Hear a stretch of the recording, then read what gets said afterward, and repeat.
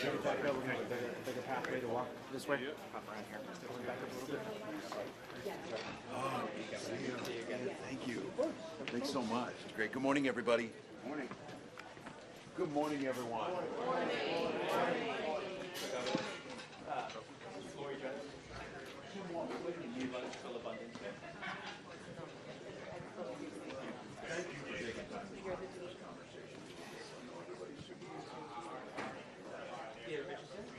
Co-chair of our staff, Stroll and Steph. So the Divine Knives. Thank you for all your work. Gina Harrison, CEO of the Academic Exchange.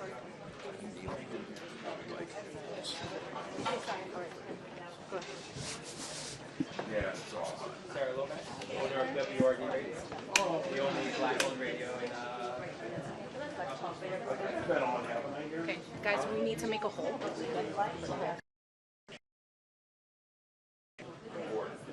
Calvin Jeremiah, executive director. Oh, pleasure to meet you. Thank you for your work.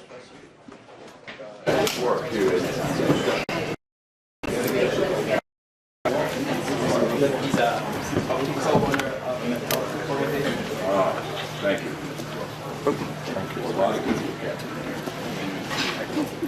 I'm National Pool Man. You got back up. District. Wow. Very good. Thank you. State rep for Thank you for putting yourself out.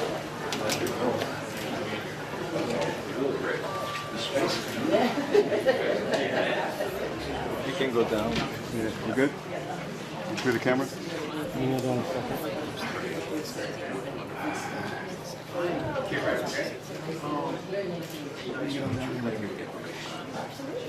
co-chair of the You good now? Yep, perfect. Thank you.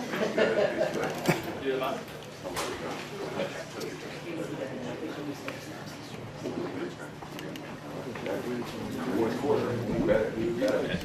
Morgan's much better half. Oh, thank you. As I'm grateful for it, we know there's a lot more to be done. I kind of have a long tradition that Senator Wilson would do.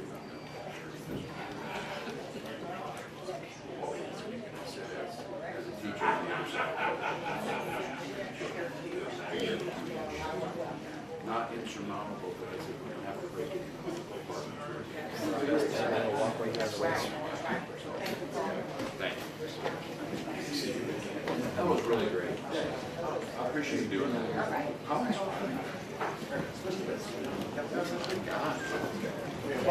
Oh, of course. Thank you. Clear our way. Thank you Have a way for open. that. It's a pleasure to meet you. Maybe go over here or They told us left to right, so I'm still left. Thanks for your work. Okay. Okay. Hey, Michael. Pleasure to meet you. Good. Two audio, two Trying channels. out small town each other. You have to say how small. All right, everybody, we're going to get started again. I'm Trey Baker, Senior Advisor to the Harris Walz campaign, and we appreciate y'all coming here today. This is an extension of a conversation that has been ongoing with this community, and just with how important Philadelphia is to us. I came to you before, and other members of our staff have come to you before, and kind of talk about what we can be doing here on the policy side, on the political side, in terms of visibility and in terms of billboards. We talked about smallest things to flyers in this community, and we're just so proud that you have us here. And thank you to the owners of Booker's for. We appreciate the opportunity to also participate in the local economy. And so what we're going to do, the governor is going to give some remarks up front here, and then we're going to turn it over to the mayor and kind of go from there. Governor Walz. Thank you. First and foremost, thank you for hosting. It's great to be in your space. Mayor, thank you for welcoming us. And each and every one of you, thank you for taking time out of your busy lives. And more importantly, thank you for the work you're doing to empower lives, to lift folks up, to do the things that we want to see. And on behalf of the Vice President, I am grateful for that.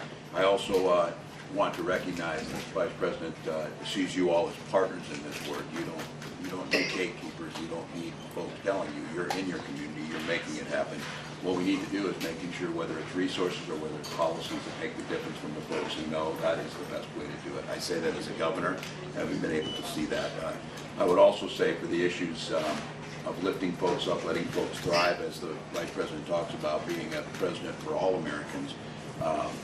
We know that right now we're focused on the next 11 days, but just to be very clear, I know the Vice President and I, all of you would agree to this, that elections are a means to an end. That end is a better society, and you don't get elected to bank political capital to get elected again. You get elected to burn that capital to improve lives and to partner together. And I think this conversation, and I'm going to turn to you, is hearing the things that will do that, the things that will make a difference. And we were in Racine, Wisconsin, and while all the issues are not exactly the same, a lot of the things we did, there's such great work happening on so many fronts. A lot of times it's just the capacity to be able to be that partner that makes access to capital for first-time homeowners, for first-time business owners, or making sure that those mental health services are being delivered as near to the population as possible by the people who know. So I'm just grateful for all of you to be here. A campaign also gives us a time, as you see behind you, to lift up the issues of communities, to make sure, and I always like it when we've got folks to be able to hear it, when you're telling me things, you'll know if those are being echoed in a campaign. And just to be very clear, I think what's become more clear in these final days is the stark difference between the leadership and the vision and the compassion and decency of Kamala Harris and Donald Trump on this. And just to be clear, we're here, and she's working on a to-do list for the American public. He's working on an enemies list, and that is a big difference. We need to unify, and I don't think it does us any good to deny, and we can lift up. Look, there's issues from housing. There are issues to deal with that have to be there, but that work can be joyous. And again, we can get there. And when we talk children's mental health, I think what overwhelms people so much is if the issue is too big and it seems insurmountable, the naysayers and those that want to breed distrust just simply act like we can't fix it, we can't get there, instead of breaking it into solvable pieces. So that's why I think you've seen this week the Vice President laying out an agenda, an empowerment agenda that takes in our partners. So thank you all for being here. Look forward to the conversation, and we are, as you said, I know we're in the fourth quarter, and we are going to win this. And I say we're going to win it because I believe in the American people. I believe that their vision is more optimistic. I believe it's more unified. I believe it is more hopeful about what we can do together, and the division they're trying to sow. I can't imagine running for President and Vice President of the United States and closing out with hate. We are not going to close out with hate. We're going to close out with solutions, joyfulness, hopefulness, and witnessing. So, thank you.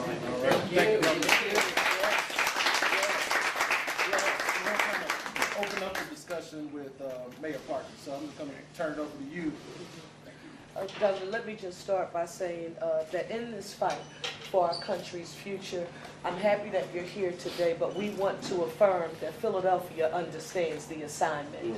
The Pennsylvania, the Keystone State, you are in the largest city, only city of the first class in the Commonwealth of Pennsylvania, and our plan is to deliver because you all have connected the issues that are most important to Rep. Krajewski, whose district we're in, Senator Williams, our majority leader for council and business. When we stay focused on the bread and butter issues, how do we put people on a path to self-sufficiency? When you all talk about 3 million more units of affordable housing, that's a tangible element to this election that people know that they can see, touch, and feel. We have a gallon of milk, $6 to $7, a loaf of bread, $4.